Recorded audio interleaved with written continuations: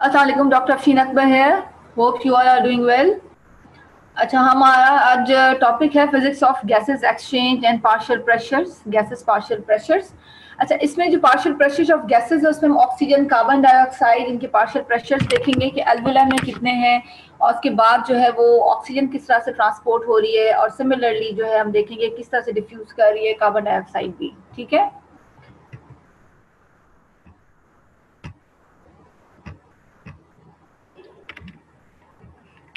After the alveoli are ventilated with fresh air, when you are taking breath, what means when you are taking breath? That means you are taking in fresh air from outside. So when you are taking out from fresh air from the outside, there's a diffusion of oxygen from the alveoli into the pulmonary blood. आप जैसे एक fresh air में सांस ले रहे हैं atmospheric air में, तो उसी वक्त में बहुत सारी जो गैसेस है ना वो एंटर हो जाती हैं इनटू रेस्पिरेटरी पैसेजेस, और उन रेस्पिरेटरी पैसेजेस में से हम ऑक्सीजन को पिक कर रहे हैं, हम ऑक्सीजन को देख रहे हैं कि किस तरह से डिफ्यूज कर रही है from atmosphere into an alveola and from alveola into an pulmonary blood, right. तो जिस तरह आप फ्रेश एयर वेंटिलेट कर रहे हैं, ऑक्सीजन जो है वो डिफ्यूज कर रही है from alveola into an pulmonary blood. इसका मतलब ये है कि आपके एल्वुला में with an repeated taking an fresh air breath, आपके alveola is full of oxygen, right. जो भी इसका पार्शियल प्रेशर हम आगे डिस्कस करेंगे उसको। और जैसे आप एक फ्रेश एयर लेते जा रहे हैं, जैसे आप ब्रेथ करते जा रहे हैं, you are taking repeated breaths, तो उसमें से हो क्या रहा है कि कुछ ऑक्सीजन ऐड हो रही है इन एल्वुला थ्रू दीज रेस्पिरेटरी पैसेजेस, और एल्वुला से कुछ ऑक्सीजन जो है वो पल्मोनरी ब्लड में ट्रांसपोर्ट हो रही है। उसी वक्त में, उसी टाइम में हम ये भी चीज देख रहे हैं कि कार्बन डाइऑक्साइड जो कि सेलुलर मेटाबॉलिज्म से प्रोड्यूस हो रही है इनटू एंड टिश्यूज, तो वहां से ही पल्मोनरी ब्लड से वो वापस आ रही है in opposite direction from the blood into an alveola. ठीक है, वो ये गैसेस एक्सचेंज हो रही है, ऑक्सीजन इन हो रही है बॉडी के अंदर एंड कार्बन डाइऑक्साइड बाहर की तरफ आ रही है। तो कार्बन डाइऑक्साइड कभी भी हम एटमॉस्फेयर से नहीं लेते, carbon dioxide is always produced in our tissues through these metabolic processes of the cells. अब ये जो प्रोसेस है डिफ्यूजन का, हायर कंसंट्रेशन से लोअर कंसंट्रेशन या लोअर कंसंट्रेशन से हायर कंसंट्रेशन में जो डिफ्यूज हो रहे हैं पार्टिकल्स या जो मॉलिक्यूल्स हो रहे हैं, इसमें होता है कि जो भी मॉलिक्यूल्स हैं, लाइक ऑक्सीजन है, कार्बन डाइऑक्साइड है, हम देखेंगे जो हम रिपीटेड जो ब्रेथ्स ले रहे हैं उसके अंदर एटमॉस्फेरिक जो एयर आ रही है उसमें बहुत सारी गैसेज है, उसमें नाइट्रोजन भी है, इसमें हीलियम भी है, सारी गैसेज हैं। ठीक है, सो उसमें हो क्या रहा है कि इस डिफ्यूजन में रैंडम मोशन हो रहा है मॉलिक्यूल का in all the direction through the respiratory membrane and adjacent fluids. आप जैसे ही एक ब्रेथ ले रहे हैं थ्रू दिस फ्रेश एयर, और उसके बाद आप जैसे ब्रेथ ले लेंगे उसमें आप देखेंगे कि ऑक्सीजन जो है वो एल्वुला में गई, एल्वुला से वो ट्रांसपोर्ट हो जाती है, डिफ्यूज हो जाती है इनटू एन टिश्यूज या पल्मोनरी ब्लड में चली जाती है, वहीं से कार्बन डाइऑक्साइड बैक आती है इन अपोजिट डायरेक्शन। इसी तरह से बहुत सारी और भी गैसेस जो है उनका भी ट्रांसपोर्ट हो रहा है। अगर हम फिजिक्स देखें गैसेस डिफ्यूजन या गैस के पार्शियल प्रेशर का, तो मॉलिक्यूलर बेसिस भी है इस गैस डिफ्यूजन के। For the diffusion to occur there must be source of energy, उसमें हमें बहुत सोर्स ऑफ एनर्जी भी चाहिए। कहाँ से आएगी? ये काइनेटिक मोशंस जो है ना मॉलिक्यूल्स के, जो कि मूवमेंट कर रहे हैं, accept eight absolute zero temperature, जहाँ पे जीरो टेम्परेचर हो रहा है वहां पे ये मॉलिक्यूल्स जो उनकी काइनेटिक एनर्जी जो है वो प्रोड्यूस नहीं होगी। तो जितने भी मॉलिक्यूल होते हैं किसी भी मैटर के अंदर, चाहे वो गैस में हो, किसी वो लिक्विड में हो, तो ये कंटिन्यू मोशन में होते हैं। जब ये मोशन में होते हैं तो ये एनर्जी प्रोवाइड करते हैं, जिसे हम कहते हैं ये काइनेटिक एनर्जी है। Free molecules that are not physically attach to each other, कुछ ऐसे मॉलिक्यूल्स होते हैं जो फिजिकली दूसरे मॉलिक्यूल से अटैच नहीं होते, वहां पे इनकी जो मूवमेंट, जो वेलोसिटी होती है ना, वो थोड़ी सी स्पीड अप होती है, वो स्ट्राइक करते हैं एक दूसरे मॉलिक्यूल्स के साथ, और ये जो स्ट्राइक करते हैं एक दूसरे के साथ कुछ न्यू डायरेक्शन में भाग रहे होते हैं ये मॉलिक्यूल। जैसे ऑक्सीजन है, जाते वक्त कार्बन डाइऑक्साइड वापस आता है, ये जब मॉलिक्यूल आपस में अगेन एंड अगेन ये स्ट्राइक करेंगे तो ये एक एनर्जी प्रोड्यूस करेंगे। The molecules move rapidly randomly among one and other. ठीक है, इसी तरह से वो बाउंस बैक करते हुए न्यू डायरेक्शंस में एक दूसरे तक टकराते हुए आगे की तरफ बढ़ते चले जाएंगे। ठीक है, net diffusion of gas in one direction, concentration gradient को भी हम देखें कितनी कंसंट्रेशन है।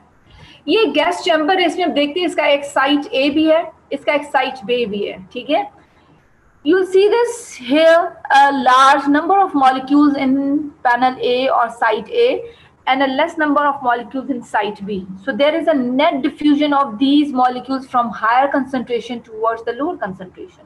ठीक है, लेकिन एक ऐसे मॉलिक्यूल्स जो कि फिजिकली आपस में अट्रैक्ट नहीं है, ये क्या करते हैं, ये बाउंस बैक भी करते हैं अपोजिट डायरेक्शन। लेकिन होता क्या है कि जो हायर कंसेंट्रेशन से लोअर कंसेंट्रेशन की तरफ जा रहे हैं, ये ज्यादा कंसेंट्रेशन में जाएंगे, ये ज्यादा क्वांटिटी में जाएंगे, whereas the molecules which are less in section B, ये यहाँ से जो बाउंस बैक करेंगे ये थोड़ी सी कम कंसेंट्रेशन में जाएंगे, as indicated in this arrow, right. अच्छा जी, gas pressure in a mixture of gases और partial pressure of individual gases. कौन कौन सी गैसेस को हम ज्यादा डिस्कस करते हैं? हम ऑक्सीजन को मेनली देखते हैं, हम नाइट्रोजन को, कार्बन डाइऑक्साइड को ज्यादा देखते हैं, ठीक है। अच्छा, ये जितने भी मॉलिक्यूल्स हैं इनके मल्टीपल इम्पैक्ट, ये जो सरफेसेस हैं, लाइक आपने एक देखा, एक सब्जेक्ट है उसने ब्रेथ इन किया, ठीक है, सांस ली, अब उसमें जो भी गैसेस थी वो गैसेस अंदर एंटर होने के बाद रेस्पिरेटरी पैसेजेस से, अपनी सरफेसेस से या रेस्पिरेटरी पैसेजेस में अल्वुलाई से, ये सारे के सारे मॉलिक्यूल्स जो थे ऑक्सीजन के और नाइट्रोजन के, या जो वहां से अंदर से आ रहे हैं कार्बन डाइऑक्साइड के, ये सारे के सारे आपस में इम्पैक्ट कर रहे हैं, टकरा रहे हैं। उनकी सम्मेटेड जो फोर्स है इन सारे मॉलिक्यूल्स की, वो बेसिकली हम कहते हैं कि ये इनका पार्शियल प्रेशर, ये इसका गैस है, गैसेस का जो है एक पार्शियल प्रेशर है, ठीक है। This means that the pressure is directly proportion to the concentration of gas molecules. जितने ज्यादा गैस मॉलिक्यूल्स होंगे, जितने ज्यादा मॉलिक्यूल्स आपस में स्ट्राइक करेंगे, उतना ज्यादा उनका प्रेशर जो वो जनरेट होगा। तो we are dealing with gases mainly oxygen, nitrogen and carbon dioxide. लेकिन यहाँ पे जब हमारी पूरी डिस्कशन होगी उसमें हम ऑक्सीजन और कार्बन डाइऑक्साइड को ज्यादा डिस्कस करते हैं, ठीक है।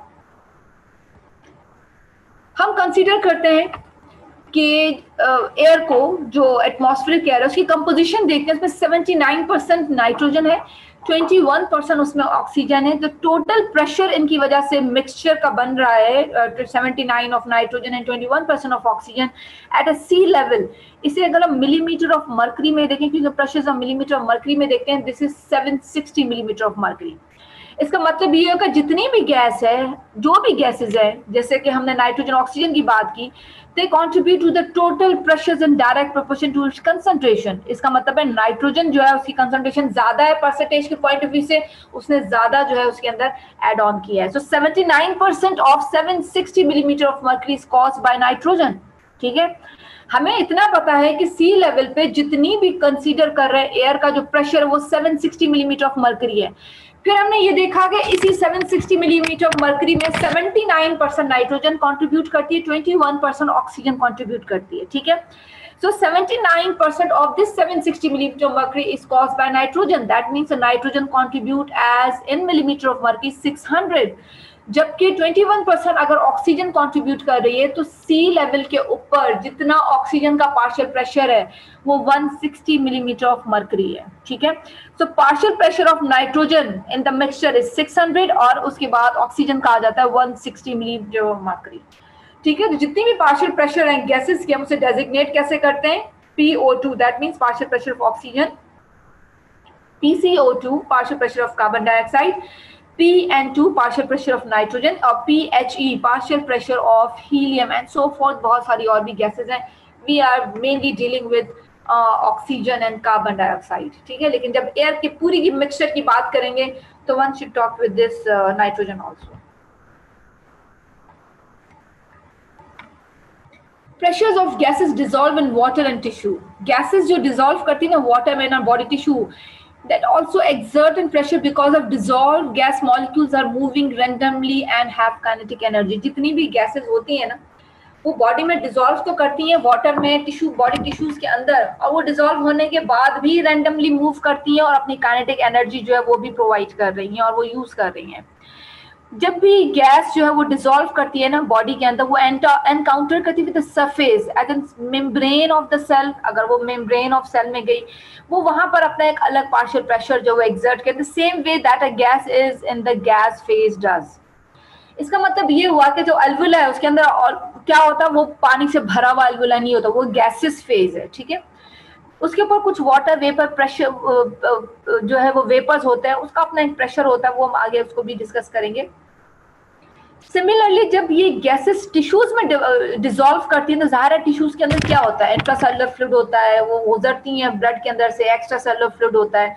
तो इसका मतलब ये है कि गैसेस जो है वो फ्लूइड के अंदर भी डिसॉल्व हो रही हैं, ठीक है। वहां पे उनका अपना ही पार्शियल प्रेशर है जिस तरह से वो गैसेस फेस के अंदर है। तो partial pressure of the separate dissolve gases को भी देखें तो सिमिलरली ऑक्सीजन भी है, कार्बन डाइऑक्साइड है, नाइट्रोजन, हीलियम भी है, ठीक है।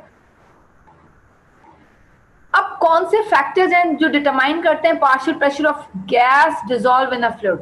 वो कौन से फैक्टर्स हैं जो ये बताते हैं कि जी ये जो गैसेस हैं ये फ्लूइड में इस तरह से डिसॉल्व हैं और इनका इतना पार्शियल प्रेशर है। अब जो पार्शियल प्रेशर गैस का है ना सॉल्यूशन के अंदर, वो डिटरमाइन सिर्फ उसकी कंसंट्रेशन नहीं करती, वो देखते हैं कि वो कितने हद तक सॉल्युबल भी है वो गैस, ठीक है। कुछ मॉलिक्यूल्स ऐसे होते हैं जैसे कार्बन डाइऑक्साइड के हैं, वो फिजिकली और केमिकली अट्रैक्ट जो है वो कर रहे होते हैं to the water molecule, whereas other type of molecules are repelled. अब कार्बन डाइऑक्साइड जो है ना वो वाटर को अट्रैक्ट कर रहा होता है फिजिकली भी और केमिकली भी। कुछ मॉलिक्यूल्स ऐसे होते हैं जो रिपेल कर रहे होते हैं। इसका मतलब ये हुआ कि ये ज्यादा सॉल्युबल है carbon dioxide as compare to oxygen. आगे देखते हैं। अब कुछ मॉलिक्यूल जो ज्यादा अट्रैक्ट करते हैं एक दूसरे के साथ, वाटर के साथ, जैसे कार्बन डाइऑक्साइड की भी बात हुई है, far more of them can be dissolve without building up excess partial pressure within the solution. अब हुआ क्या है कि जो कार्बन डाइऑक्साइड है ये बहुत ज्यादा अट्रैक्ट करता है वाटर के साथ भी, और आपस में इनके मॉलिक्यूल अट्रैक्ट करते हैं, ये ज्यादा डिसॉल्व हो जाता है। जब ये कोई चीज बहुत ज्यादा डिसॉल्व हो जाती है तो वो अपना पार्शियल प्रेशर जो है वो एक्सेस में नहीं होता है। इनका कार्बन डाइऑक्साइड का पार्शियल प्रेशर एक्सेस में नहीं होता क्योंकि ये बहुत ज्यादा डिसॉल्व, इसकी सॉल्युबिलिटी बहुत ज्यादा है। Conversely in case of molecule that are repelled, जो आपस में एक दूसरे के साथ अट्रैक्ट नहीं करते, रिपेल कर रहे हैं, अलग अलग हो रहे हैं, इनके अंदर हाई पार्शियल प्रेशर होता है to develop few dissolve molecule. इनके मॉलिक्यूल डिसॉल्व होते हैं लेकिन बहुत कम कंसंट्रेशन में होते हैं, इनका पार्शियल प्रेशर हाई होता है। ये जो रिलेशन है ना कार्बन डाइऑक्साइड ऑक्सीजन का, with carbon dioxide is more dissolve and less partial pressure and oxygen is less dissolve with in high partial pressure, ये हेनरीज लॉ के अंदर भी कुछ बताया गया है, ठीक है। अब सॉल्युबिलिटी देखिए, कौन सा ऐसा जो गैसेस है वो ज्यादा सॉल्युबल है। ऑक्सीजन जो है वो 0.024 सॉल्युबल है, that means it is less soluble. Carbon dioxide जो है हम देखते हैं 0.57 सॉल्युबल है। यहाँ पे जितने भी आपको ये नजर आ रहे हैं gases, oxygen, carbon dioxide, carbon monoxide, nitrogen and helium, इन सब में सबसे ज्यादा जो सॉल्युबल है वो कार्बन डाइऑक्साइड है, और carbon dioxide is more than 20 folds more soluble than oxygen, ठीक है। Partial pressure of each gas in the alveolar respiratory gases mixture tend to force molecule of that gas into solution in the blood and the alveolar capillaries. अब होता क्या है कि हम oxygen की बात कर रहे हैं या हम कार्बन डाइऑक्साइड की बात कर रहे हैं, अगर अल्वेलर रेस्पिरेटरी पैसेजेस में पार्शियल प्रेशर कुछ गैसेस का है तो वो सॉल्यूशन जो है वो गैसेस जो है वो वहां से मूव करेंगी रेस्पिरेटरी पैसेजेस से अल्वेलर और अल्वेलर कैपिलरी से इनटू ब्लड। कुछ molecule of same gases that are already dissolve in the blood, जो ऑलरेडी डिसॉल्व हो चुके हैं, जैसे मैंने आपसे पहले कहा था कि ऑक्सीजन तो कुछ तो हम ले रहे हैं, कुछ ऑलरेडी मौजूद है, कुछ ब्लड में है, ये बाउंसिंग बैक भी करती है फ्लूइड में into the blood and some of the bouncing molecule escape back into the alveoli. अब जैसे कुछ ऑक्सीजन जा भी रही है, कुछ वहां से मॉलिक्यूल्स वापस बैक भी करें अल्वेओलाई, ठीक है। ये क्योंकि ये रैंडम मोशन है। The rate at which they escape is directly proportional to the partial pressure in the blood. Oxygen air में मौजूद है, रेस्पिरेटरी पैसेज में मौजूद है, अल्वेओलाई में मौजूद है, वहां से ब्लड में मौजूद है। विद टेकिंग ईच ब्रेथ ये मॉलिक्यूल्स जो है ना ऑक्सीजन के, ये आहिस्ता आहिस्ता मूव करते जा रहे हैं, कहाँ पे? ब्लड के अंदर। ब्लड से ये जा रहे हैं आगे टिश्यूज में कैपिलरीज के जरिए। कुछ छोटे से मॉलिक्यूल्स, कुछ 2-4 मॉलिक्यूल ऐसे भी हैं जो वापस अल्वेओलाई में भी आते हैं, ठीक है। लेकिन ज्यादातर हम देखेंगे कि जो टिश्यूज के मेटाबॉलिज्म से कार्बन डाइऑक्साइड बन रहा है वो इन मॉलिक्यूल्स को वापस बाउंसिंग बैक करता है और वो वापस आ जाते हैं। If the partial pressure is greater in the gas phase in the alveoli, that is normally true for the oxygen, the more molecule will diffuse into the blood than in the other direction. अगर partial pressure जो है gas phase में अल्विला में ज्यादा है oxygen का, इसका मतलब है वो हायर साइड से चली जाएगी लोअर साइड पर, that means into the blood. इसी तरह से पार्शियल प्रेशर जो गैस का है that are greater in the dissolve state in the blood, क्योंकि टिश्यू के अंदर बन रहा है ना कार्बन डाइऑक्साइड, तो जैसे हम कार्बन डाइऑक्साइड की बात कर रहे हैं तो नेट डिफ्यूजन होती है टूवर्ड्स द गैस फेज, वो टिश्यूज में ज्यादा है कार्बन डाइऑक्साइड, वहां से ब्लड में ज्यादा है, और फिर ब्लड से वो वापस मूव करता है टूवर्ड्स एल्विलाई। वेपर प्रेशर भी होता है वाटर का, non humidified air is breath into the respiratory passages. आप जैसे ही सांस ले रहे हैं कि वो नॉन ह्यूमिडिफाइड एयर है, water immediately evaporates from the surfaces of these passages and humidified the air। जो रेस्पिरेटरी पैसेजेस होते हैं ना, वहां पे कुछ वाटर वेपर्स मौजूद होते हैं, जैसे आप कोई सांस लेते हैं, वो जैसे एक नॉन ह्यूमिडिफाइड एयर एंटर होती है इनटू इन रेस्पिरेटरी पैसेजेस, तो फौरन वहां पे कुछ वेपर्स जो है वो इवेपोरेट होते हैं और वो उस नॉन ह्यूमिडिफाइड एयर को जो है ह्यूमिडिफाइड एयर में कन्वर्ट करते हैं। The result from this fact that water molecules are continuously escaping from the water surface into the gas phase. वो एल्विलाई के अंदर एक लेयर बना देते हैं, ठीक है। अगर partial pressure is vapour pressure of water का देखा जाए तो नॉर्मल बॉडी टेम्परेचर पे ये 37 सेंटीग्रेड के ऊपर 47 मिलीमीटर ऑफ मर्करी होता है, ठीक है। सो हम कह सकते हैं कि जो पार्शियल प्रेशर ऑफ वाटर जो है ना in a gas phase which is 47 millimeter of mercury when the normal body temperature is at the level of 37 centigrade, ठीक है। तो जैसे सांस ली जाती है वो देखेंगे हम ऑक्सीजन जो है हम जो बाहर से ले रहे हैं वो ज्यादा होती है, अल्विला में आने के बाद कम क्यों हो जाती है? क्योंकि वो नॉन ह्यूमिडिफाइड से कन्वर्ट हो जाती है इनटू एन ह्यूमिडिफाइड एयर, और उस वजह से ये कुछ एयर जो है वो डिसॉल्व हो जाती है उस ह्यूमिडिफिकेशन के अंदर। The greater the temperature, the greater the kinetic activity of the molecule, the greater the water molecule will escape from the surface of the water into gas phase, ठीक है। अगर तो 0 सेंटीग्रेड है तो यहाँ पे वाटर वेपर का जो प्रेशर ऑफ 5 मिलीमीटर मर्करी पे आ जाएगा, लेकिन अगर 100 सेंटीग्रेड पे टेम्परेचर है तो 760 मिलीमीटर ऑफ मर्करी पर जो है इसका प्रेशर आ जाएगा। द मोस्ट इंपॉर्टेंट वैल्यू जो हमारे लिए याद करने वाली है वो वेपर प्रेशर जो है एट बॉडी टेम्परेचर वो 47 मिलीमीटर ऑफ मर्करी होता है। इसकी इंपॉर्टेंस यही है कि non humidified air when enters into in respiratory passages it is humidified with the help of this vapor pressure, and this vapor pressure is at normal body temperature, its pressure is 47 millimeter of mercury. So pressure difference causes net diffusion of gas through the fluid. The molecule of the air in the air of high pressure, because of the greater number, the greater chance to moving randomly into an area of low pressure. जैसे हमने बात की थी कि जहां भी high pressures होते हैं, जहां पे मॉलिक्यूल ज्यादा होते हैं, वो हमेशा वहां से मूव करते हैं towards the lower pressure areas, right. इसको भी छोड़े। कौन से फैक्टर्स हैं जो अफेक्ट करते हैं rate of gas diffusion in a fluid? Solubility सबसे पहले कि कितना सॉल्युबल है। जैसे हमने डिस्कस किया था कि जी carbon dioxide is 20 times more soluble as compared with oxygen and other gases molecules.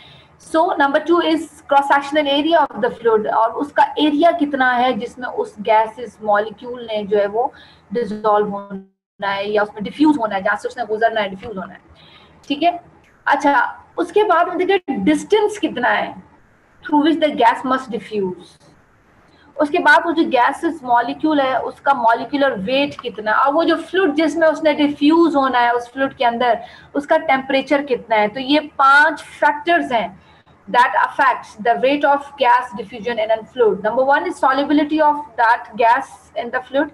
Number 2 is cross-sectional area. Number 3 is distance. Number 4 is molecular weight of that gas. And number 5 is the temperature of that fluid. The greater the solubility of the gas, the greater the number of molecules available to diffuse for any given partial pressure difference. ठीक है? तो अगर उसकी solubility ज्यादा होगी, ज्यादा molecule available हो जाएंगे, ज्यादा डिफ्यूज हो जाएंगे। अगर क्रॉस सेक्शनल एरिया ज्यादा है, again the greater the total number of molecule that diffuse, ठीक है। कन्वर्सली इसके हम देखेंगे greater the distance the molecule must diffuse, the longer it will take the molecule to diffuse the entire surface. लेकिन इसकी वजह से होगा कि ज्यादा डिस्टेंस होगा तो उसको रास्ता बहुत लंबा पड़ जाएगा। जितनी ज्यादा वेलोसिटी होगी, काइनेटिक मूवमेंट होगी मॉलिक्यूल्स की, वो इनवर्सली प्रोपोर्शनल होती है square root of the molecular weight. इसमें जो सबसे इम्पोर्टेंट दो पॉइंट्स हैं. Two factors determine the diffusion coefficient of gas is proportional to the molecular weight. Number one is solubility, number two is molecular weight.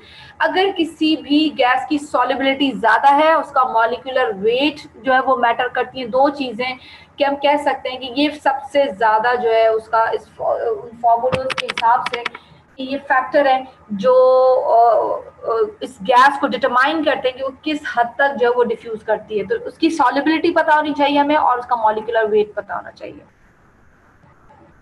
अब diffusion coefficient में देखेंगे, oxygen जो diffuse करती है 1.0, कार्बन डाइऑक्साइड सबसे ज्यादा है 20.3, फिर कार्बन मोनोऑक्साइड, नाइट्रोजन, हीलियम यही है. लेकिन हम क्या देख रहे हैं कि जो डिफ्यूजन कोएफिशिएंट है वो कार्बन डाइऑक्साइड का ज्यादा है.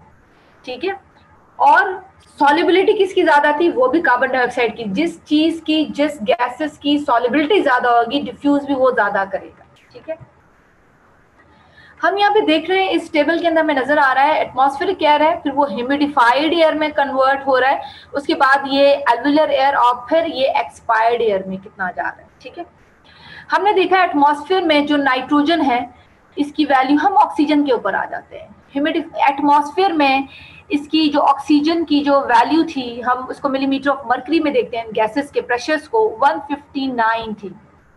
ये ह्यूमिडिफाइड एयर में कन्वर्ट, इसका मतलब ये हुआ कि ये जैसे रेस्पिरेटरी पैसेजेस में एंटर हुई वहां पे वेपर प्रेशर ने कुछ ऑक्सीजन के गैसेस को वहां पर जो डिसॉल्व कर लिया, उस सारी एयर को उसने नॉन ह्यूमिडिफाइड से ह्यूमिडिफाइड में कन्वर्ट किया. Now the pressure is 149.3 millimetre of mercury. But when it reaches in the alveoli, ये कितनी हो गई 104 मिलीमीटर ऑफ मर्करी. ठीक है, और फिर जब आप इसको बाहर निकाल रहे हैं एक्सपायर्ड एयर, तो ये कितनी है 120. ठीक है, 120 मिलीमीटर ऑफ मर्करी. हो क्या रहा है इसके अंदर कि ये एटमॉस्फेयर में आई, ठीक है, फिर ये ह्यूमिडिफाइड हुई, ये alveoli में आई, उसके बाद जब ये एक्सपायर हुआ, आपने कार्बन डाइऑक्साइड निकाला तो कुछ ऑक्सीजन के मॉलिक्यूल्स भी वहां पर होते हैं. ठीक है, आप कार्बन डाइऑक्साइड पर आ जाए, ये 0.3 मिलीमीटर ऑफ मर्करी है, लेकिन इसको हम निग्लिजिबल अमाउंट है, इसे हम जीरो कंसीडर करते हैं. ये ह्यूमिडिफाइड एयर में भी एग्जैक्टली उतनी ही है, ये एल्वुलाई में बहुत ज्यादा है. ठीक है, ये आ कहाँ से रही है एल्वुलाई में, ये वहां से पल्मोनरी ब्लड से, टिश्यू से पल्मोनरी ब्लड से ये एल्वुलाई में ये ट्रांसपोर्ट हो गई. ठीक है, जब आपने इसको बाहर निकाला एक्सपायर्ड एयर में, ये 27 मिलीमीटर ऑफ मर्करी जो ये एयर में आउट हो गई. ठीक है, diffusion of gases through tissues. The gas that are rare are of respiratory importance are highly soluble in lipids and consequently highly soluble in cell membrane. जितनी भी gases होती हैं ना, उनकी जो मेजर लिमिटेशन होती है वो ये होती है कि जब वो टिश्यू के अंदर एंटर हो जाते हैं, सेल के अंदर एंटर हो जाते हैं, तो फिर उसका जो टिश्यू वाटर या सेल जो वाटर होता है वो उसकी लिमिटेशन होती है. अदरवाइज क्योंकि जो गैसेज होती हैं वो हाईली सॉल्युबल होती है लिपिड में, इसलिए सेल मेम्ब्रेन को इजीली क्रॉस कर देती है. ठीक है, कंपोजिशन अगर एल्वुलर एयर और एटमॉस्फेरिक एयर की हम देखें तो थोड़ी सी डिफरेंट है. Alveolar air does not have the same concentration of gases at atmospheric. Several reasons हैं उसके. इसमें आपको सवाल आ सकता है तो why atmospheric air is different as compared with alveolar air. तो इसमें आप ये 4 पॉइंट्स लिख सकते हैं. There are several reasons for this difference. Number one, alveolar air is only partially replaced by atmospheric air with each breath. आप जैसे सांस लेते जाएंगे वो partially आहिस्ता आहिस्ता जो है वो replace होती जाती है. Number two, oxygen is constantly being absorbed into the pulmonary blood from the alveolar air. यही हमने बात पहले भी डिस्कस की थी. Number three, carbon dioxide is constantly diffusing from the pulmonary blood into the alveoli. ये भी बात हमें पता है, लेकिन यही पॉइंट्स हैं जो बताते हैं कि इनके अंदर डिफरेंस क्यों है. Number four, dry atmospheric air that enters the respiratory passage is humidified even before it reaches the alveoli. ये तो चारों पॉइंट्स हम डिस्कस कर चुके हैं. सो हम जो रीजंस हैं कि एटमॉस्फेरिक एयर एल्वुलर एयर के साथ डिफरेंस क्यों है, उसकी कंपोजिशन, तो हम ये 4 पॉइंट्स इसके अंदर डिस्कस कर सकते हैं. ये वाटर वेपर की हमने बात की थी, 47 मिलीमीटर ऑफ मर्करी होता है. ठीक है, अच्छा, rate at which the alveolar air is renewed by atmospheric air इस डायग्राम में देखते हैं. आपने फर्स्ट ब्रेथ ली, expiration of gas from alveolus with a successive breath. ठीक है, अब आप सांस ले रहे हैं, इनहेल कर रहे हैं, फिर आप एक्सहेल कर रहे हैं. एक्सपायरेशन में हम देखते हैं जैसे आप फर्स्ट टाइम एक्सेल कर रहे हैं, फिर आप सेकंड टाइम एक्सेल करेंगे, फिर आप थर्ड टाइम करेंगे, इसी तरह से ये आहिस्ता आहिस्ता होके एट इन 16th ब्रेथ पे जाके एल्विलर एयर जो है वो बाहर सक्सेसिव ब्रेथ के साथ जो है वो एक्सपायर होगी, बाहर की तरफ वो निकलेगी। हमने जो गैसेस एक्सपायर करनी होती हैं वो कार्बन डाइऑक्साइड है मेनली, ठीक है। अब यहाँ पे हम देखते हैं, ये ग्राफ हमें बताता है कि अगर अल्विलर वेंटिलेशन, ये हम rate of removal of excess gas को देख रहे हैं फ्रॉम द अल्विलाई, ठीक है। हाफ नॉर्मल अल्विलर वेंटिलेशन जब होती है ना, हाफ द नॉर्मल, वो 17 सेकंड में एक्सपायर कर देती है वो, अगर हाफ द नॉर्मल है वो, ठीक है। उसके बाद अगर ये नॉर्मल अल्विलर वेंटिलेशन है किसी सब्जेक्ट की, तो वो 34 सेकंड्स में वो उसको बाहर निकाल देगी through an expiration.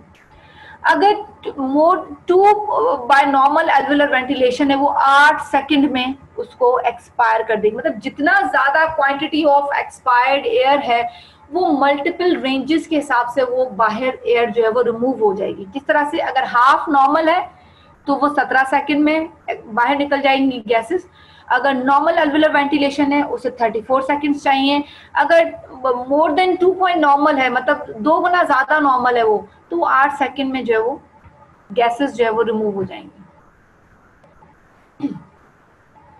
Oxygen concentration and partial pressure and alveolar, oxygen concentration alveolar में और उसका पार्शियल प्रेशर कंट्रोल करता है the rate of absorption of oxygen into the blood, और उसके बाद rate of new entry of oxygen into the lungs by the ventilatory process. आप जितनी ज्यादा सांस लेते रहेंगे उसी वक्त हम बता सकते हैं कि जी ये ऑक्सीजन की कंसंट्रेशन इतनी है, उसका पार्शियल प्रेशर इतना है, और जितनी न्यू एंट्री होती जाएगी और न्यू एब्जॉर्ब होता जाएगा उसके अंदर, ठीक है। एक सब्जेक्ट है ये एल्विलर वेंटिलेशन एंड लीटर, जो नॉर्मल होता है वो 4.2 लीटर पर मिनट के हिसाब से होता है, जो एल्विलर हम वेंटिलेट कर रहे हैं, एयर वेंटिलेट कर रहे हैं। एल्विलर पार्शियल प्रेशर हमने डिस्कस किया था 104 मिलीमीटर ऑफ मर्क्यूरी होता है एल्विलाई के अंदर, ठीक है। लेकिन when a subject is in severe exercise, बड़ी सीवियर एक्सरसाइज कर रहा है, 100 ml ऑक्सीजन पर मिनट ये एब्जॉर्ब कर रहा है, अंदर लेकर जा रहा है, लेकिन फिर भी जो ऑपरेटिंग पॉइंट है ना alveolar partial pressure of oxygen वो 109 तक ही रहेगा, और ये मैक्सिमम भी चला गया तो 149 से ऊपर तक नहीं जा सकता। That means 250 ml of oxygen पर मिनट के हिसाब से इसका प्रेशर आ जाएगा, लेकिन वो इससे ज्यादा नहीं जाएगी। अपर लिमिट है मैक्सिमम वेंटिलेशन की कि इससे ज्यादा एल्विलर वेंटिलेट नहीं हो सकता। Normal alveolar partial pressure of oxygen कितना है, 104 तक आ जाता है, ठीक है। यहाँ पर ये हमें यही बता रहा है, पार्शियल प्रेशर ऑफ ऑक्सीजन 104 तक है। एक्सट्रीमली मार्क्ड इंक्रीज वेंटिलेटर 149 तक होगा, और वो कोशिश करता है कि एटमॉस्फेरिक एयर और सी लेवल के हिसाब से ऑक्सीजन को करें। सिवियर एक्सरसाइज में भी आप करते ये हैं कि बहुत ज्यादा आप एक्सरसाइज कर रहे हैं, एब्जॉर्प्शन बहुत ज्यादा है, लेकिन अल्विलाई अपनी जो सॉल्युबिलिटी है, जो अपना गेन है, वो 149 से ऊपर नहीं लेकर जाता, वो उसको मेंटेन करने की कोशिश करता है। Similarly in case of PCO2, 2 rates of carbon dioxide excretion from the blood, normal इसका ऑपरेटिंग पॉइंट कितना है, 49 मिलीमीटर ऑफ मर्करी तक होता है, ठीक है। उसके बाद अगर उसने बहुत ज्यादा एक्सरसाइज कर लिया, सब्जेक्ट ने बहुत ज्यादा कार्बन डाइऑक्साइड भी अगर उसका जनरेट हो चुका है, तब भी ये जो है वो 40, नॉर्मल तो हम ये कहते हैं कि जी ये 40 मिलीमीटर ऑफ मर्करी तक है, ये बहुत भी ज्यादा चला गया तब भी ये उससे ज्यादा और नहीं जा सकता, ठीक है। ये 50 तक मैक्सिमम जाएगा, इससे ज्यादा नहीं जाएगा।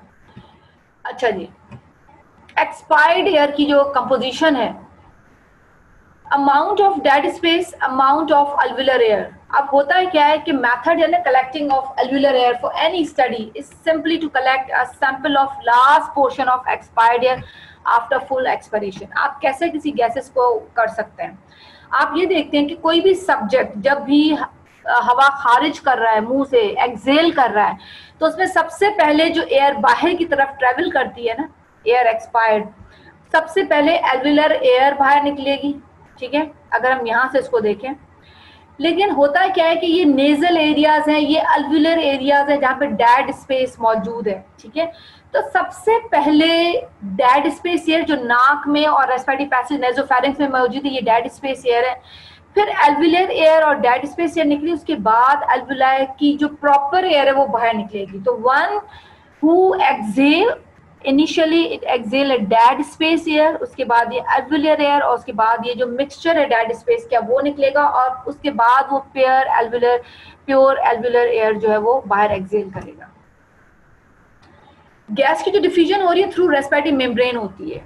होता क्या है कि ये रेस्पिरेटरी एक हमारा यूनिट है, ठीक है। ये छोटे छोटे जो बॉल्स नजर आ रहे हैं ये बेसिकली एल्वुलाइज हैं और ये उन एल्वुलाइज के ऊपर जो हम ये देख रहे हैं छोटे छोटे से धागे से नजर आ रहे हैं हमें, इसी तरह से इसके ऊपर जो है ये तो इलास्टिक इसके फाइबर्स हैं बेसिकली, इसी तरह से कैपिलरी नेटवर्क इनके ऊपर होता है। होता है क्या है, तो ये रेस्पिरेटरी मेम्ब्रेन कहलाना शुरू कर देता है बाद में। क्यों?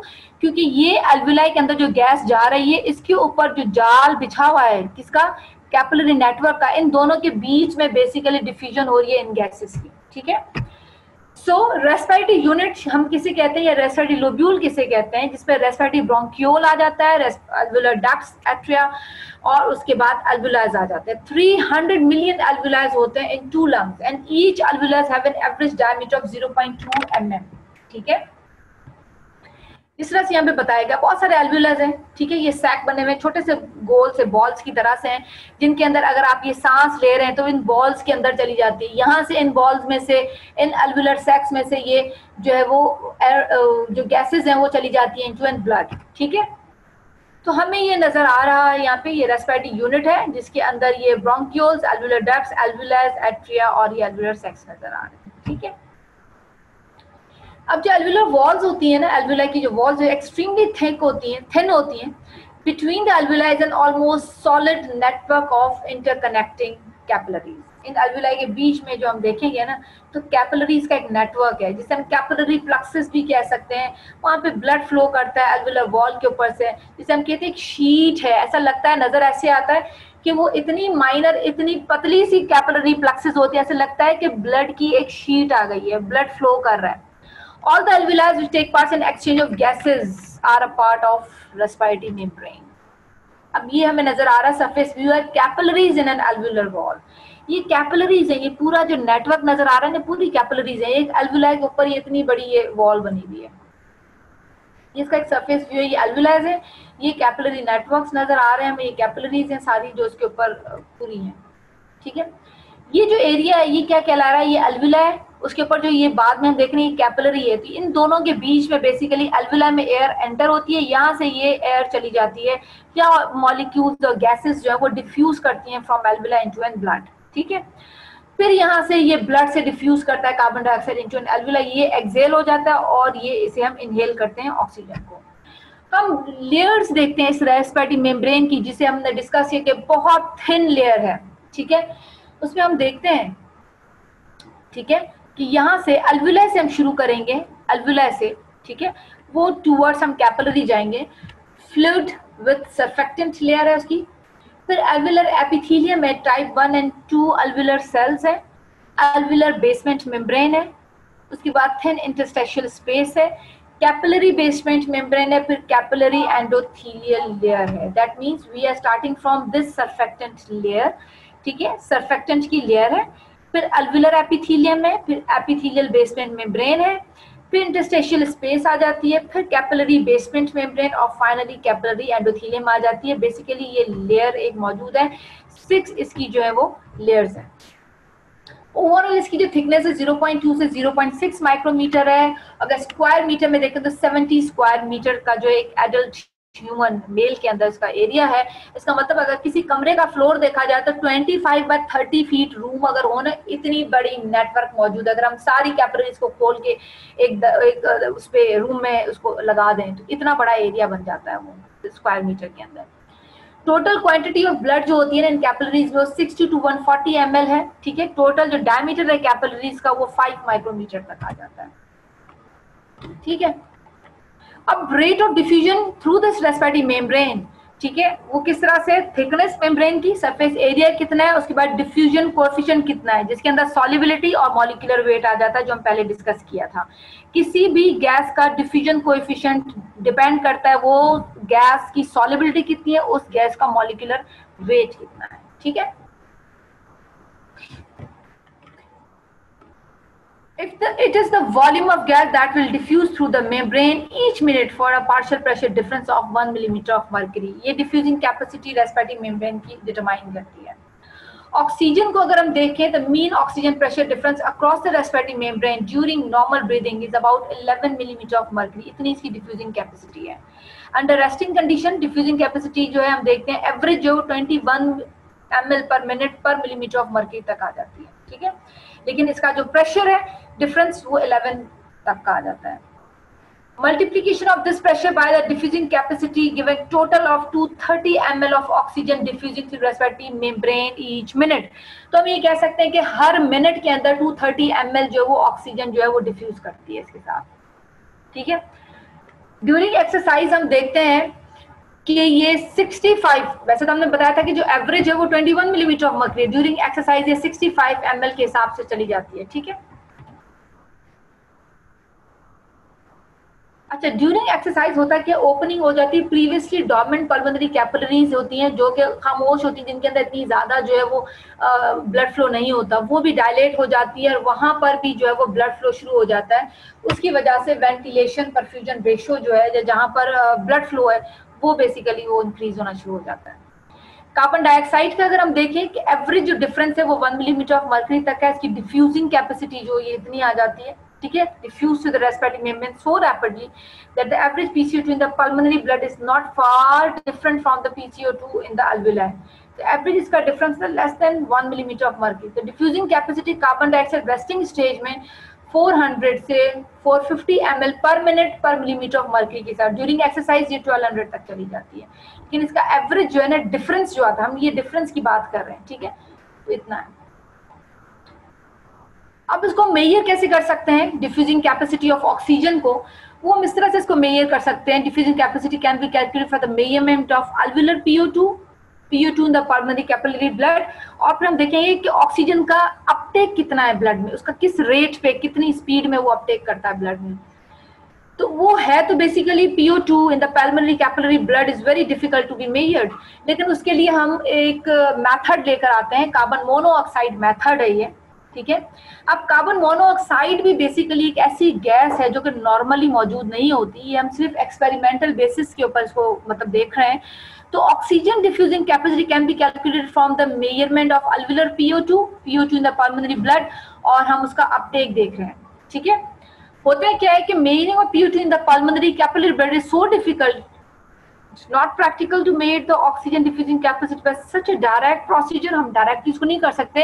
हम एक्सपेरिमेंटल बेसिस पे करते क्या है कि बहुत थोड़ी सी क्वांटिटी में कार्बन मोनोऑक्साइड को ब्रेथ करवा रहे हैं इनटू द अल्वेला. उसके बाद फौरी तौर पे इसका जो पार्शियल प्रेशर है कार्बन मोनोऑक्साइड का in the alveola is measured from appropriate alveolar air sample. आपने क्या किया, एक सब्जेक्ट को कार्बन मोनोऑक्साइड फौरन ब्रेथ करवाया और फौरन अल्वेला से इसका सैंपल पकड़ लिया, उसको कर लिया. अब कार्बन मोनोऑक्साइड जो प्रेशर जो है इन द ब्लड ये 0 पर होता है बिकॉज हीमोग्लोबिन जो है वो इस गैस के साथ बड़ा रैपिडली कंबाइन करता है. इसलिए इसका प्रेशर जो है वो बिल्डअप ही नहीं हो पाता, क्योंकि ये सारा का सारा कार्बन मोनोऑक्साइड जो है ये हीमोग्लोबिन से बाइंड हो जाता है.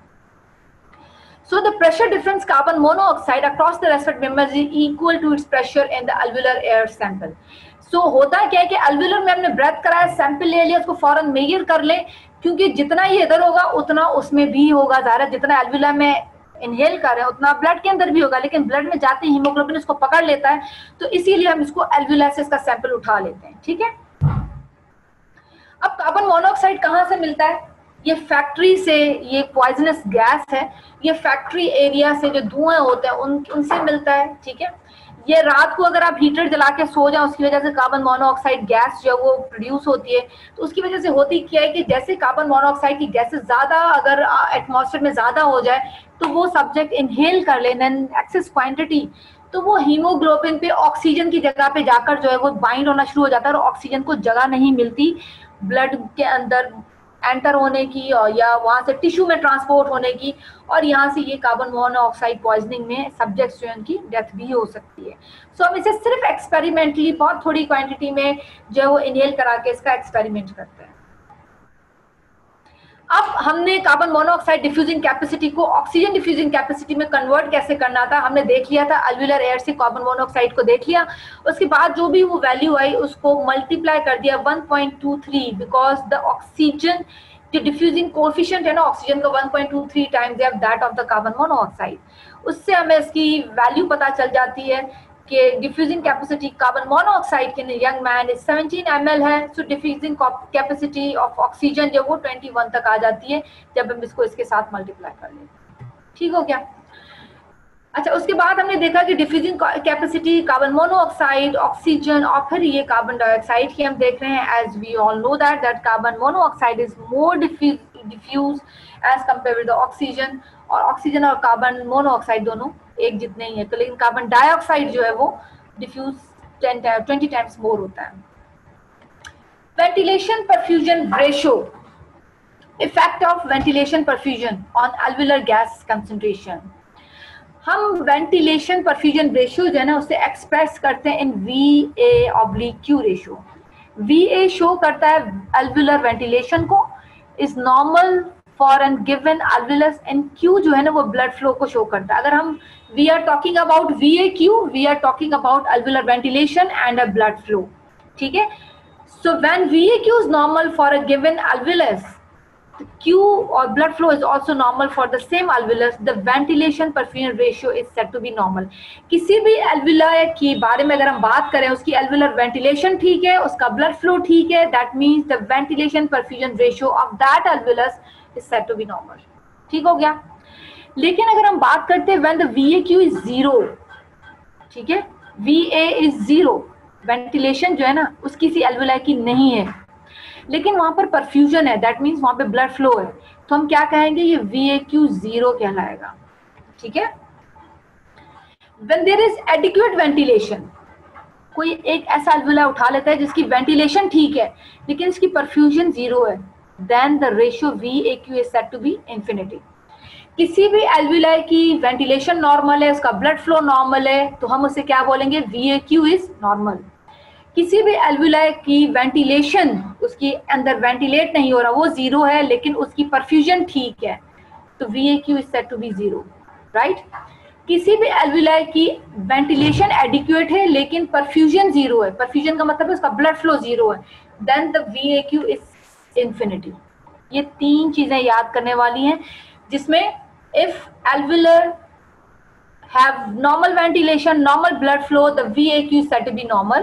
If an alveoli whose ventilation is 0 but it has still perfusion, the VAQ is said to be 0. If some alveoli have adequate ventilation but 0 perfusion, the ratio of VAQ is infinity. तो ये 3 important points है कि हम किसी के VAQ ratio के बारे में बात करें। अगर एल्वियोलाई का वेंटिलेशन ठीक है, ब्लड फ्लो ठीक है, वो नॉर्मल कहलाएगा। अगर किसी भी एल्वियोलाई की वेंटिलेशन ठीक नहीं है, इसका मतलब उसके अंदर एयर एंटर नहीं हो रही लेकिन उसकी परफ्यूजन है वहां पर, तो वो 0 कहलाएगा VAQ रेशियो। अगर किसी एल्वियोलाई के अंदर एयर एंटर नहीं हो रही लेकिन उसकी परफ्यूजन, एयर एंटर हो रही है एडिक्वेटली लेकिन उसका जो परफ्यूजन है वो 0 है, the VAQ is said to be infinity. ठीक है। At a ratio of either 0 or infinity, there is no exchange of gases through respiratory membrane of affected alveoli। ठीक है, जब भी VAQ 0 या इंफिनिटी होगी तो रेस्पिरेटरी मेम्ब्रेन से गैस का एक्सचेंज नहीं होगा उस अफेक्टेड एल्वियोलाई का। ठीक है। अब हम देखते हैं एल्वियोलर ऑक्सीजन और कार्बन डाइऑक्साइड का partial pressure when VAQ equals 0। VAQ 0 कब होता है, जब वहां पर वेंटिलेशन नहीं होती लेकिन परफ्यूजन है। When a VAQ 0, that is without any alveolar ventilation, air in the alveolus come to equilibrium with the blood, oxygen and carbon dioxide when these gases diffuses from this blood and alveolar air। होता क्या है कि हमने बात की कि जी VAQ 0 है, that means वहां पर alveolar ventilation नहीं हो रही लेकिन परफ्यूजन है, तो होता क्या है कि वहां पे वेंटिलेशन तो नहीं हो रही, फिर भी एल्वियोलस जो है ना वो इक्विलिब्रियम पे आ जाता है। होता क्या है कि वेंटिलेशन सिर्फ नहीं है, परफ्यूजन थी, तो जो ब्लड के अंदर ऑक्सीजन और कार्बन डाइऑक्साइड थी ना गैसेस, वो डिफ्यूज करती हैं, आराम से आ जाती हैं ब्लड से एल्वियोलर एयर के अंदर। वेंटिलेशन कहाँ पे नहीं हो रही, वो बाहर से एयर नहीं ला रहा लेकिन एल्वियोलर ब्लड के बीच में गैसेस डिफ्यूज कर जाती हैं। ठीक है, because the blood that perfuses the capillary is venous and venous blood returning to the lung from the systemic circulation, it is the gas of this blood that which reaches will be the alveolar gases equilibrium. ठीक है, ये ventilate नहीं कर रहा बाहर से, लेकिन जो वहां पे परफ्यूजन है वहां से वो गैसेस एक्सचेंज होकर आ रही हैं अल्वुला के अंदर. अल्वुलर ऑक्सीजन कार्बन डाइऑक्साइड का पार्शियल प्रेशर जब VAQ इंफिनिटी पर हो, इंफिनिटी पे कब होता है? जब परफ्यूजन नहीं होती लेकिन वेंटिलेशन हो रही होती है. The effect of alveolar gas partial pressure when the VAQ infinity is entirely different जब वो 0 पर होती है. So now there is no capillary blood flow to carry oxygen away or to bring carbon dioxide to the alveoli. अब यहाँ पे capillary blood तो है ही नहीं. Instead इसके अंदर होता है क्या? Alveolar gases coming to equilibrium with the venous blood. वो venous blood से आ रही है वहां से. ठीक है. The alveolar air becomes equal to humidified inspired air. अब alveoli के अंदर जो है वो जो air होती है ना वो humidified inspired air वाली होती है. हालांकि alveolar air different होती है, humidified air के अंदर change होता है. लेकिन when the VAQ equals to infinity, that means there is adequate ventilation but there is no blood flow. तो इसके अंदर होता है क्या है कि alveolar air जो है वो इंस्पायर्ड एयर वाली ही लेगी, क्योंकि अल्वुलाई से ब्लड कैपिलरीज में तो जा ही नहीं रहा, इसीलिए वो अल्वुलाई में ही मौजूद है. अब होता है क्या कि अल्वुलर ह्यूमिडिफाइड एयर जो है ना वो इक्वल करना शुरू कर देती. So that is inspired loses no oxygen to the blood. जो इंस्पायर कर रही है, सांस में ऑक्सीजन आ रहा है, वो ब्लड में तो जा ही नहीं रहा. ठीक है. और वहां से कार्बन डाइऑक्साइड भी नहीं आ रहा ब्लड से, क्योंकि यहाँ पर VAQ अगर इंफिनिटी पे है that means there is no blood flow but there is adequate ventilation. ठीक है. Because the normal inspired and humidified air has in PO2 of 149 and carbon dioxide is 0. जो हम इंस्पायर एयर कर रहे हैं उस पर कार्बन डाइऑक्साइड का पार्शियल प्रेशर बनता ही नहीं है, वो 0.3 मिलीमीटर मर्क्यूरी जो कि नेग्लिजिबल अमाउंट है. So these will be the partial pressure of these two gases. ठीक है. Gas exchange and alveolar partial pressure when the VAQ is normal. VAQ normal कब होता है? जब यहाँ पर हमने देखा कि ऑक्सीजन भी ठीक है और जनाब यहाँ पर कार्बन डाइऑक्साइड का भी जो सीन है वो बिल्कुल नॉर्मल जा रहा है, और उसका ब्लड फ्लो का भी. That means adequate ventilation with a normal blood flow. When there is both normal alveolar ventilation and normal alveolary capillary blood flow, the exchange of oxygen and carbon dioxide through these respective membranes is nearly optimal. And the alveolar PO2 is normally at a level of 102, which lies between the inspired air 149 and that of the venous 40. तो ये बिल्कुल इसके centre में आ जाता है, ये बिल्कुल normal है. और PCO2 lie between the two extremities. It is normal 40 millimeter of mercury in contrast to venous end में कितना होता है 45 millimeter of mercury और inspired air में 0. तो ये 40 बिल्कुल उसके बीच में आ जाता है. So under normal conditions the alveolar air PO2 averages 104 and PCO2 averages 40. ठीक है. यहाँ पे इस डायग्राम में भी आपको बताएगा ये PO2 मिलीमीटर ऑफ मर्करी आ जाता है, ये PCO2 मिलीमीटर ऑफ मर्करी आ जाता है. ठीक है. ये VAQ रेशियो 0 है, that means there is adequate ventilation, there is adequate ventilation and blood flow is 0. VAQ normal है और VAQ इंफिनिटी है. ठीक है. इंफिनिटी का मतलब क्या है कि यहाँ पर वेंटिलेशन है और ब्लड फ्लो नहीं है, और यहाँ पर ब्लड फ्लो था लेकिन वेंटिलेशन नहीं है, VAQ 0. फिजियोलॉजिकल शंट हम किसे कहते हैं? when the VAQ is below normal. When VAQ is below normal, there is inadequate ventilation to provide an oxygen needed to fully oxygenate the blood flowing through the alveolar capillaries. अगर ये VAQ below normal हो जाएगा तो क्या हो जाएगा कि इतना ऑक्सीजन नहीं होगा कि वो फुली ऑक्सीजनेट कर सके, alveolar capillaries में जो है वो ऑक्सीजन जा सके. So certain fraction of venous blood जो होता है वो पास करता है through the pulmonary capillaries and does not become oxygenated. इसे हम कहते हैं ये shunted blood है. ठीक है. Some additional blood flow through the bronchial vessels rather than through the alveolar capillaries. Normally 2% of the cardiac outputs ये unoxygenated होता है, ये shunted blood है जो previously discuss हो चुका हुआ आप लोगों के.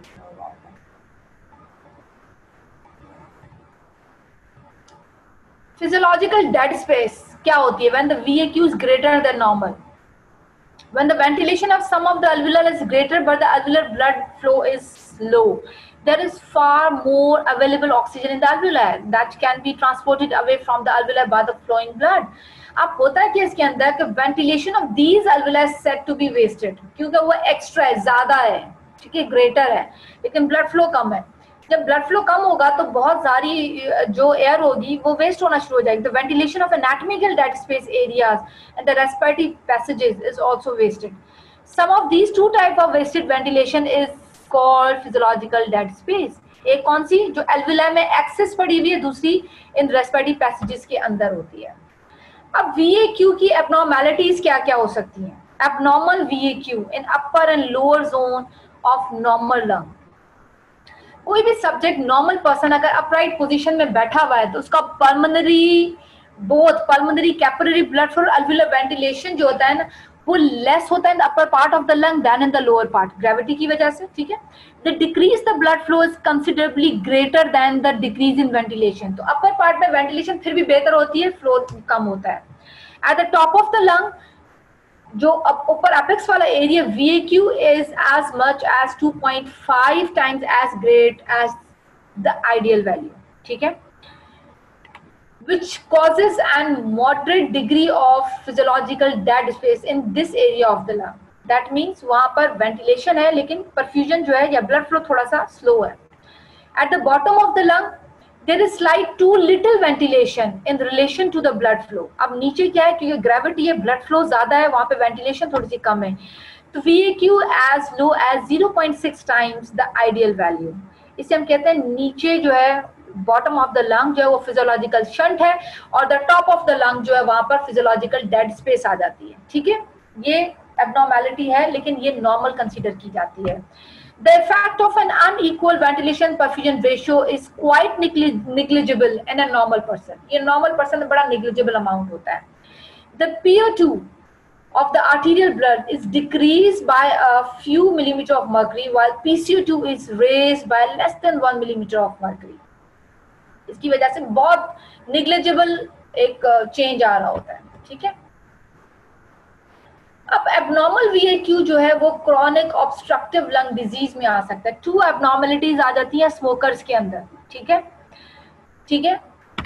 एम्फाइसमा टू कॉज एबनॉर्मल VAQ, उसमें होता क्या क्या है 2 एबनॉर्मेलिटीज के अंदर। नंबर 1 उसके अंदर ये होती है, पहली चीज, many of the small bronchioles are obstructed.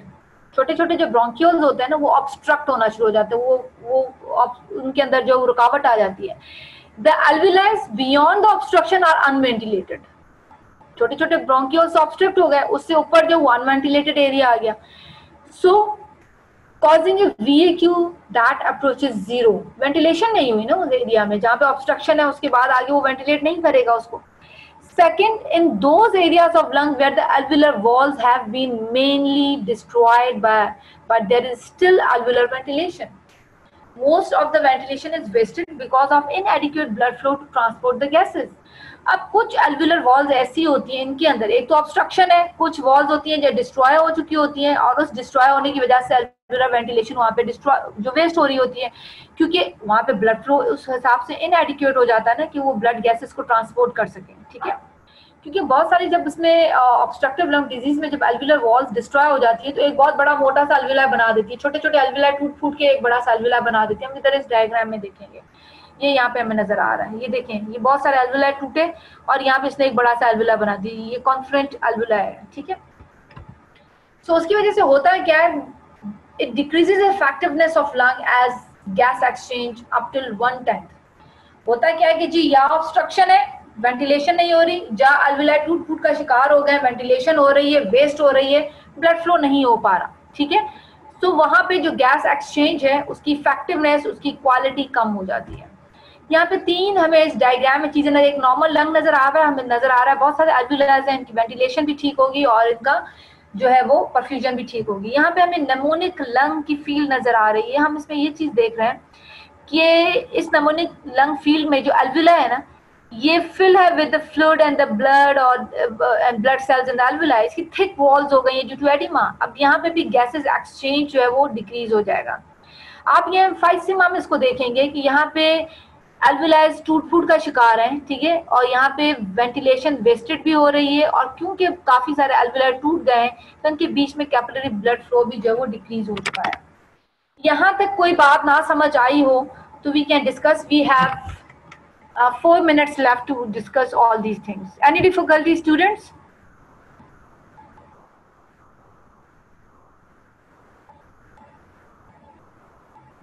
हाँ जी बच्चों, कोई सवाल हो? ग्राफ 40.6, अच्छा जी, ग्राफ 40.6 को मैं देख लेती हूँ। 39 है, पुराने हैं। कौन सा वाला? आप ये वाला ग्राफ कह रही है? ये दिस ग्राफ? हिरा असलम, आप इस ग्राफ? मैं 40.6 देख लेती हूँ, इसमें कौन सा वाला, क्योंकि यहाँ पे मेरे ख्याल में मेरा ओल्ड लेक्चर है, तो ये पुराने वाले उसमें से आ गए। मैं एक सेकंड वेट कीजिएगा।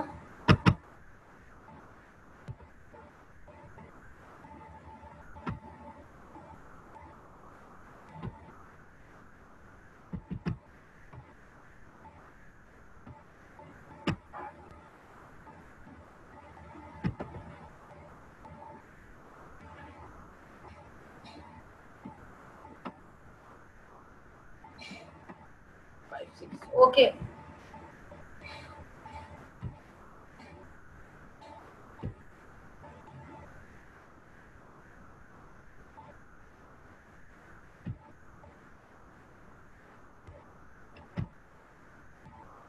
अच्छा जी, आप ग्राफ इसकी बात कर रही हैं।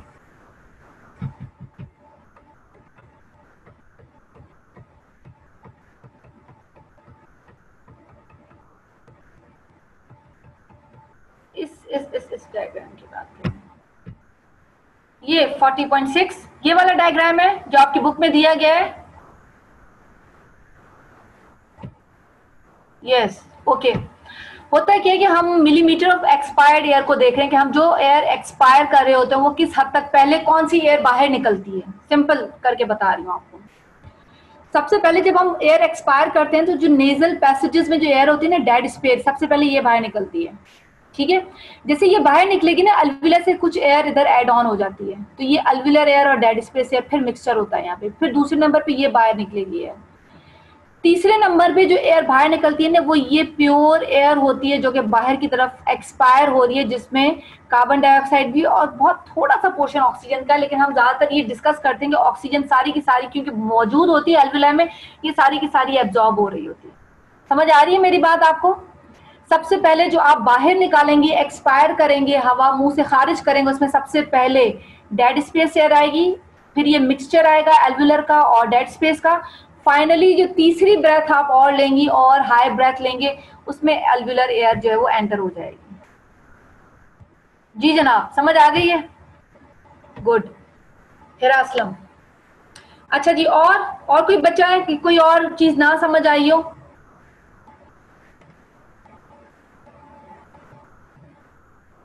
बच्चों आज सारी क्लास सो रही है, हिरा असलम जाग रही है सिर्फ। Hello girls. अच्छा जी, बॉयज में से नौमान ने भी बताया नो मैम, ईशा, काशिफ कोई सवाल नहीं है, अफीरा का भी सवाल नहीं है, मरियम का भी नहीं है। चलो जी, very good, that means you all understand what I taught you today. Atibur Rahman ने भी बता दिया है, सानिया ने भी, ईशा, यस, सबको समझ आ रही है? Basically Noor Umar, Naila Abdul Waheed, Atibur Rahman, Mazhar Hameed, Zeeshan, everyone understand? Good, अल्हम्दुलिल्लाह, वेरी गुड। सो हमारा लेक्चर आज खत्म होता है। अल्लाह हाफिज।